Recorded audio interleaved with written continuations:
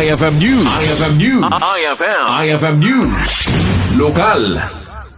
Naibida dagiti Agkakapintas ken nagdudu mga istorya ti Ilokano iti media screening iti Lawag di Ilocos Norte Film Festival iti Kalabes. Naipakita iti screening digiti pelikula ang mga parang ay itinabak ng kultura, talento ken kinalaing digiti local filmmakers iti Ilocos Norte.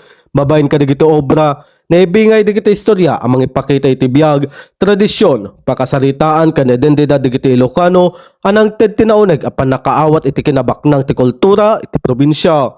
Ti Lawag Film Fest ket may sa plataporma amang suporta iti panagrang-ay ti lokal nga industriya ti pelikula ken mangitag-ay kadigiti baro a filmmakers iti rehiyon.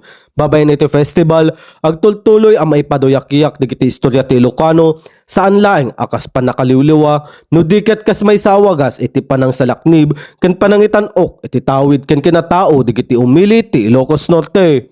Para iti IFM News, Idol Rin Santos, Tatak, IFM. IFM News. IFM News. IFM News. Lokal.